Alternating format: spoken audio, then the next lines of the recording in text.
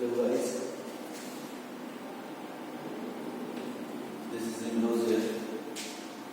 Class 12 Commerce, first chapter of PhD, Management and its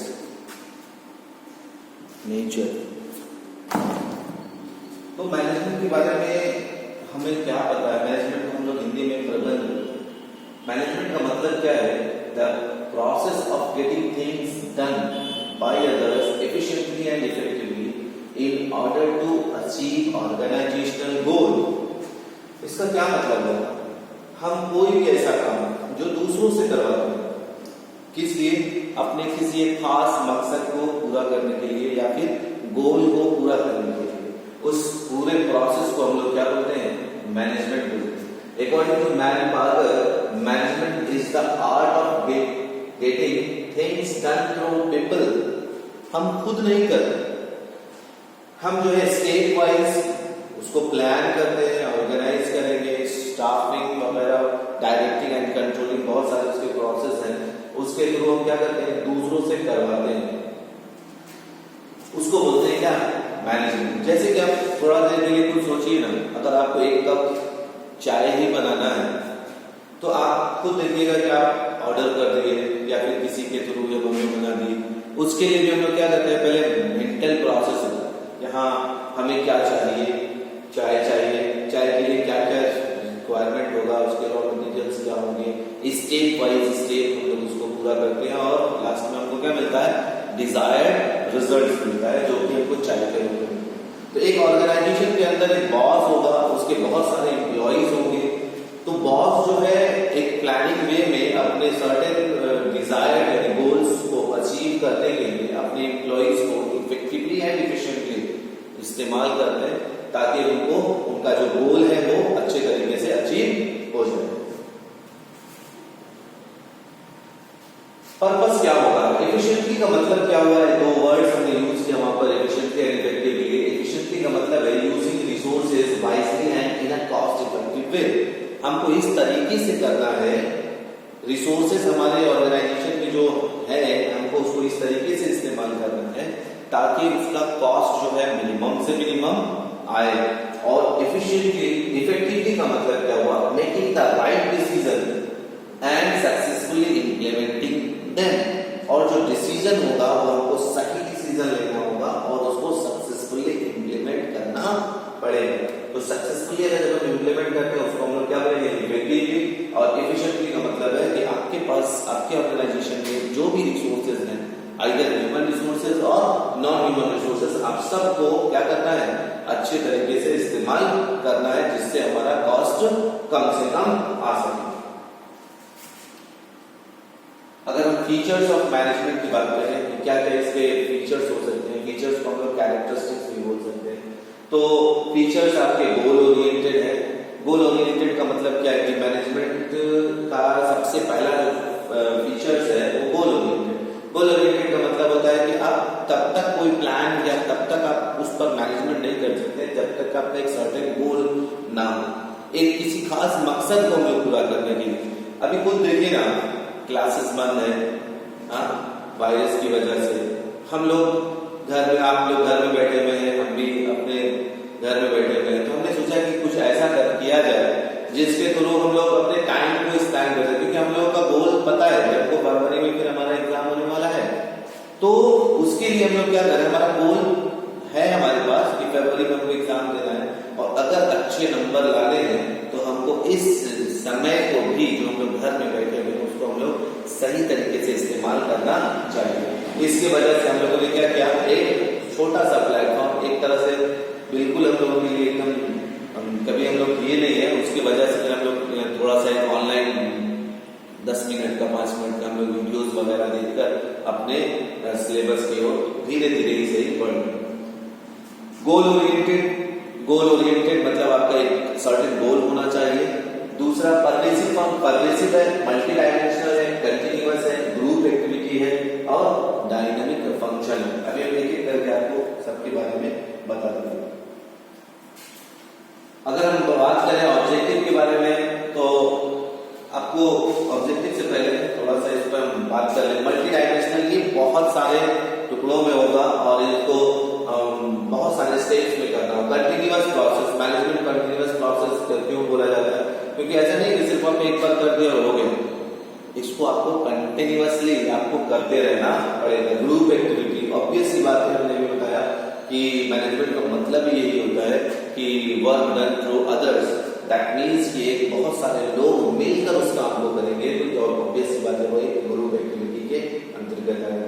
dynamic function, dynamic function का मतलब होता है कि ऐसा नहीं कि आपने एक रूल बना लिया कि हम ऐसे ऐसे ऐसे ऐसे करेंगे, प्लान कर लिया, लेकिन कुछ ऐसे सर्कमस्टांसेस क्रिएट हुए कि आप उस चीज को अब नहीं कर पा रहे हैं, तो आपको तुरंत अपना स्ट्रेटेजी को क्या करना होगा, चेंज करना होगा। डायनेमिक का मतलब होता है लचीलापन। हम एकदम ऐसा नहीं कि एकदम नहीं, हमको वही करना ही है। ऑब्वियस बात है, हमने एक एग्जांपल लिया, जैसे वायरस की वजह से क्लासेस वगैरह नहीं हो पा रहा, तो हम लोगों ने क्या किया, तुरंत अपना, हम लोगों ने बहुत सारा चीज सोच कर रखा था, हम लोग अप्रैल में क्या करने वाले हैं, मई में क्या करने वाले हैं, जून में क्या करेंगे, लेकिन अभी क्लासेस वगैरह होने लगे, तो अब हम लोग क्या करेंगे, थोड़ा सा हम अपना स्ट्रैटेजी में चेंजेस लाएंगे। गोल में चेंजेस नहीं होगा, हमारा फंक्शन, हमारा मैनेजमेंट में क्या होगा, थोड़ा सा स्ट्रैटेजी में चेंज होगा। और हम लोगों ने क्या किया, एक ऑनलाइन क्लासेस या यूट्यूब के हेल्प से हम अपना सिलेबस को कवर अप करने की कोशिश कर रहे हैं। ऑब्जेक्टिव्स ऑफ मैनेजमेंट, ऑब्वियस सी बात है कि अगर कोई मैनेजमेंट के थ्रू बहुत सारे काम कर रहा है तो उसके कुछ ऑब्जेक्टिव्स होंगे। तो ऑब्जेक्टिव्स भी क्या, ऑर्गेनाइजेशनल ऑब्जेक्टिव्स भी होगा, सोशल ऑब्जेक्टिव्स भी हो सकता है और पर्सनल ऑब्जेक्टिव भी होगा। ऑर्गेनाइजेशनल ऑब्जेक्टिव क्या होगा, सर्वाइवल। आप जिस भी इंडस्ट्री, जिस भी ऑर्गेनाइजेशन, आप जिस भी इंडस्ट्री से रिलेट करते हैं, आप चाहेंगे कि हम वहां पर सस्टेन करके रहें, हम बने रहें वहां पर। हमारे बहुत सारे कॉम्पिटिटर होंगे, उनसे कम्पीट भी करना है और अपनी कंपनी को बचाकर चलना है, लॉन्ग लास्टिंग करना, प्रॉफिट मेकिंग। ऑब्वियस सी बात है कि हर ऑर्गेनाइजेशन का एक मोटो ये भी होगा कि उसको प्रॉफिट होना चाहिए। विदाउट प्रॉफिट कोई ऑर्गेनाइजेशन काम नहीं करना चाहिए। ग्रोथ, प्रॉफिट के अलावा, सर्वाइवल के अलावा वो ये भी चाहेगा कि टाइम स्पेंड, जैसे जैसे टाइम स्पेंड हो, उसके थ्रू जो है हमारा ऑर्गेनाइजेशन और ज्यादा डेवलप कर सके। सोशल ऑब्जेक्टिव क्या होगा, इंक्रीजिंग एम्प्लॉयमेंट। आप अपने सोसाइटी में अपने क्या कर सकते हैं, रोजगार को बढ़ावा दे सकते हैं या इंक्रीज कर सकते हैं। क्वालिटी गुड्स एंड सर्विसेज, जो ऑर्गेनाइजेशन गुड्स या सर्विसेज जो भी प्रोड्यूस कर रही है उसका क्वालिटी को मेंटेन करके रहना। CSR, CSR stands for corporate social responsibility. आपको सोसाइटी, अपने कॉर्पोरेट सोशल रिस्पॉन्सिबिलिटी, इसका मतलब क्या हो गया कि ऑर्गेनाइजेशन को अपने सोसाइटी के अंदर अगर कुछ इस तरह का कुछ डोनेट करना या फिर कुछ ऐसा पॉलिसीज वगैरह जो सोसाइटी में कुछ आप खर्च कर सकें।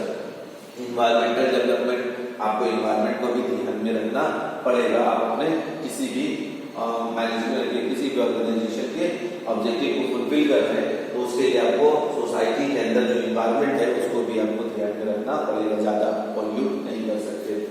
पर्सनल ऑब्जेक्टिव क्या होगा, financial needs, monetary and non monetary incentive. Social needs भी हो सकता है, रिकॉग्निशन, स्टेटस चाहिए। Higher level needs, personal growth and development, हमारा अपना खुद का एक डेवलपमेंट होना चाहिए। इंपॉर्टेंस ऑफ मैनेजमेंट क्या है, इंपॉर्टेंस क्या क्या है, महत्व क्या है इसका। अचीविंग प्रीडिटरमाइंड गोल्स, पहले से जो सोच कर आपने रखा है उसको आप क्या करना चाहेंगे, अचीव करना चाहेंगे। Ensuring maximum utilization of resources जो कि आपके ऑर्गेनाइजेशन में है, उस रिसोर्सेज को आप क्या चाहेंगे, मैक्सिमम से मैक्सिमम उसका इस्तेमाल करना चाहेंगे। ओवरकमिंग कंपटीशन, जितना भी कंपटीशन है उसको आप क्या करना चाहेंगे, सबको आप लीड करना चाहेंगे, आप एक लीडर बनना चाहेंगे अपनी इंडस्ट्री के अंदर। Ensuring integration with changing environment, इसके साथ साथ हमको ये भी देखना होगा कि हमारा जो मैनेजमेंट है, ऑर्गेनाइजेशन है, वो एनवायरमेंट के चेंज होने के साथ साथ चेंज हो रहा है कि नहीं हो रहा। Fulfilling social responsibility, social responsibility यानी सामाजिक अगर कुछ दायित्व है उसको भी आपको फुलफिल करना होगा। कोऑर्डिनेशन, कोऑर्डिनेशन का मतलब क्या होता है, कोऑर्डिनेशन का मतलब होता है कि आप अपने एम्प्लॉइज के साथ या फिर जिस किसी के साथ, आप ऑब्वियस बात है जब हम ऑर्गेनाइजेशन की बात कर रहे हैं तो कोऑर्डिनेशन का मतलब हम यहाँ पर बोल सकते हैं आप अपने एम्प्लॉइज के साथ वेल बिहेवियर आप कोऑर्डिनेट करेंगे। ऐसा नहीं किसी से काम आप जबरदस्ती नहीं करवा सकते, आप किसी को प्यार मोहब्बत से या फिर आप एक तरह से उसको पॉजिटिव पॉजिटिव वे में बात करके या उसको और मोटिवेट करके आप काम करा सकते हैं, जिस पर हम एक पूरा चैप्टर होगा बात करेंगे। नेचर ऑफ मैनेजमेंट की बात किया जाए तो नेचर ऑफ मैनेजमेंट में तीन चीजें हैं: management as an art, management as an science, management as an profession. Management as an art के बारे में जरा सा अगर हम जाने तो आर्ट का मतलब क्या है? Existence of theoretical knowledge. हम लोग थ्योरेटिकल नॉलेज जो पास्ट बेस्ड कुछ थ्योरीज वगैरह है उसके थ्रू अगर कुछ नॉलेज है उसको हम लोग क्या करते हैं, इस्तेमाल करते हैं। पर्सनलाइज्ड एप्लीकेशन, पर्सनलाइज्ड एप्लीकेशन का मतलब हो गया कि आपके पास कोई अगर पर्सनल स्किल्स है, यानी हम आर्ट हो गया या किसी कुछ भी ऐसा चीज जो सिर्फ आपके पास है, पर्सनलाइज्ड एप्लीकेशन को हम लोग इस्तेमाल करते हैं based on practice and creativity. और ये किस पर होगा कि प्रैक्टिस कितना कर रहे हैं आप और आपकी क्रिएटिविटी कितनी है। ये जितना भी है वो सब हम लोग किस पर बात करते हैं? Management as an art. Management as a science की बात करें तो management as a science systematic body of knowledge.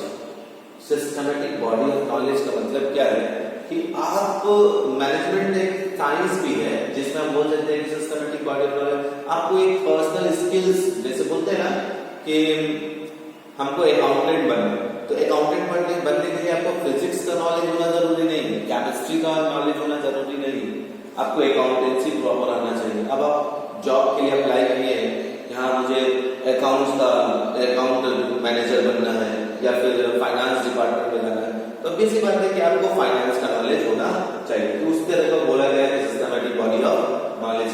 Principle based on experiment.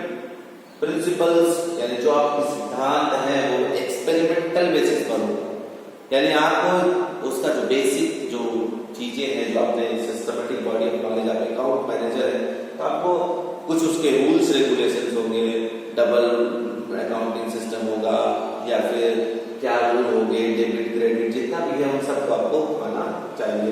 Universal validity, और जो प्रिंसिपल्स जो एक्सपेरिमेंट आपने किया है या फिर आपने सीखा है उन सब का यूनिवर्सल वैलिडिटी होना चाहिए। ऐसा नहीं कि सिर्फ इंडिया में उसका इस्तेमाल हो रहा, किसी अदर कंट्री में गए तो मैंने को वहां पर उसी दूसरा प्रिंसिपल्स या रूल्स रेगुलेशंस जो है चलो, ऐसा नहीं होना चाहिए।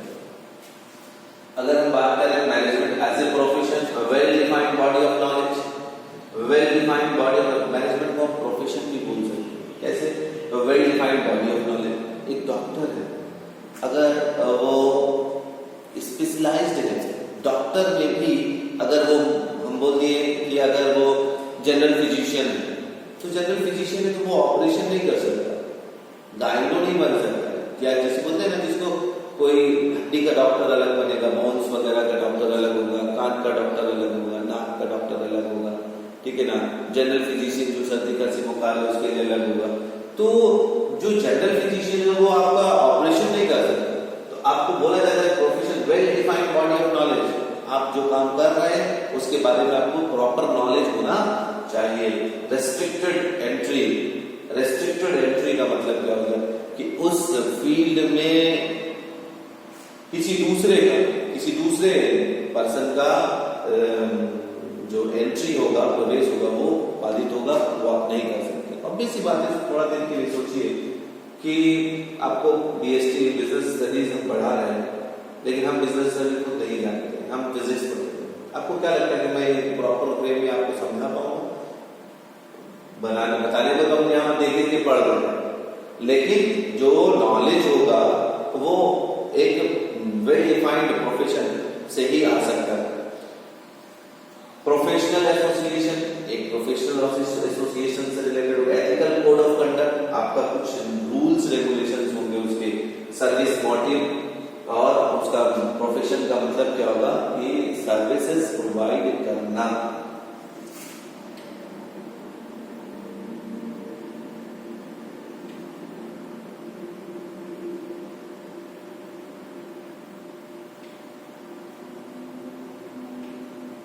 कुछ और भी चीजें हैं उसको हम नेक्स्ट वीडियोस में अपलोड करेंगे। Thank you very much.